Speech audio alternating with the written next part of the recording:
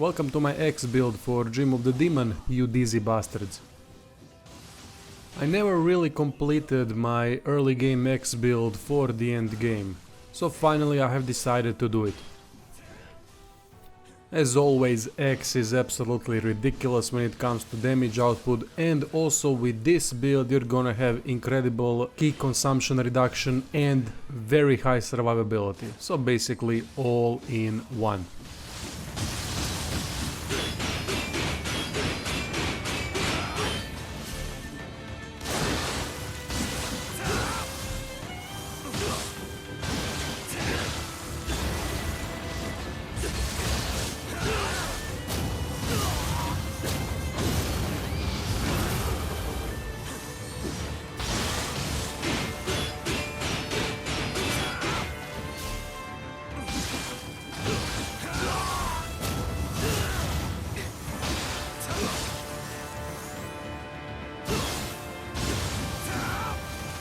Stats should look something like this.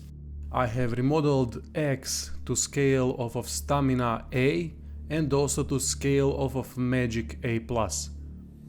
75 Stamina with this exact setup is enough to get Agility B, and later on you can level it up to 99 if you want.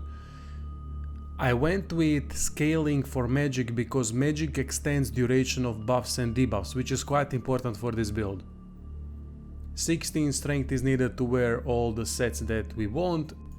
Heart is the most important stat out of Constitution, Heart and Courage, but also I would advise putting enough points into Constitution. Primary set that we are using is Kintaro's set. Kintaro's X has Imbue Lightning effect, which is quite nice. Stats that you want here are attack bonus Magic A+, break, high attack king consumption and high attack break. I'm using a lot of break stat mainly because that helps tremendously when battling humans. Kintaro's set offers battle focus duration increase by 30%, which is truly a lot, and it also grants us a little bit of damage taken reduction and some life. Second set that we are using is Onishibata because of damage taken in mid attack. Another reason why I'm using this set is because of All Ablaze. For this build we're not gonna use Rage because Rage increases ki consumption. So instead we're gonna use All Ablaze that increases damage not as much as Rage, but unfortunately reduces defense, which we're gonna counter in another way.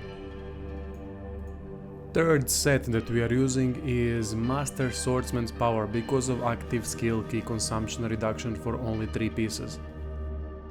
You know I hate NIOH's crafting system with inheritables and all that bollocks, so I don't really optimize my builds when it comes to special effects. Ones that you should look out for on every armor piece are active skill damage or elemental weapon damage. These are the most important ones. Try to get also life recovery through Amrita absorption on chest piece, elemental damage taken reduction, and so on. You know the drill already.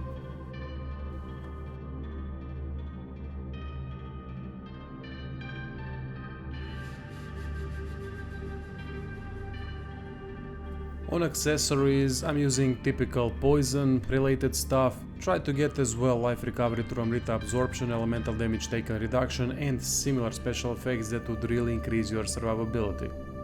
Use any scroll that you want. I went with melee ki damage one, which is really good for this type of build, since we have the ability to really hurt enemies' ki.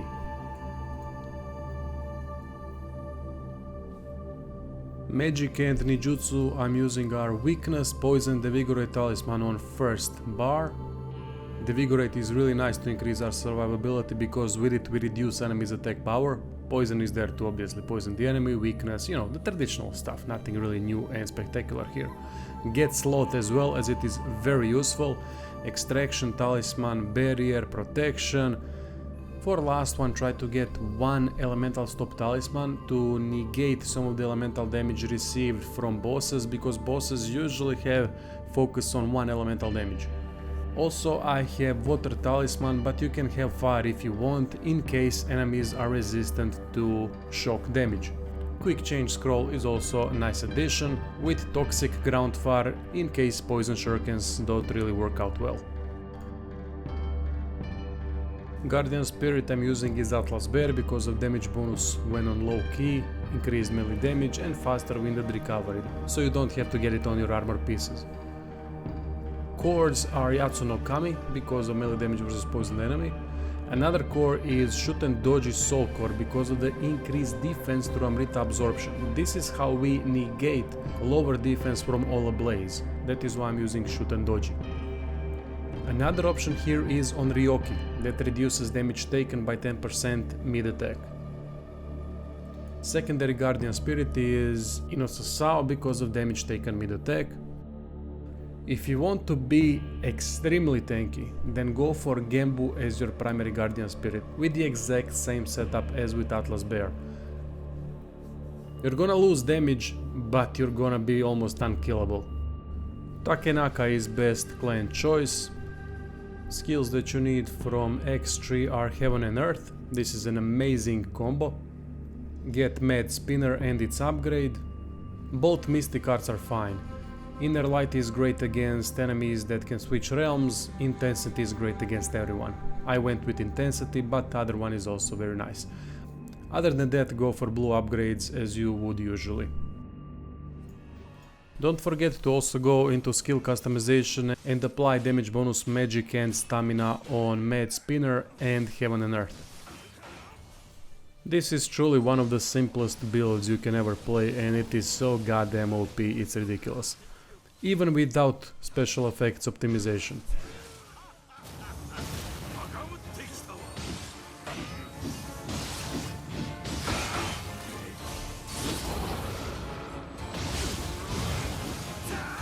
What we do is we put Extraction, Protection, Barrier, Elemental Stop Talisman, All Ablaze buff, Battle Focus buff, Adamantine buff, Quick Change, and then we focus on the enemy.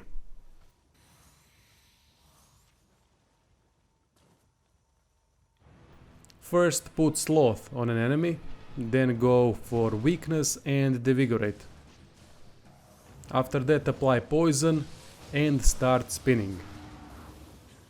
Try to use Mad Spinner as much as possible while Battle Focus is active. We have plenty of key usage reductions, so go crazy. After that, try to use Heaven and Earth more than Mad Spinner, but occasionally also use Mad Spinner. Mad Spinner is great for applying elemental status effects, and Heaven and Earth is great for massive damage. Heaven and Earth is also amazing against human enemies that are blocking, as with this build you will absolutely destroy their guard. Don't forget to also apply water or fire on your axe if enemy is resistant to lightning damage. That's all, thank you for watching, I hope you liked the build and see you soon.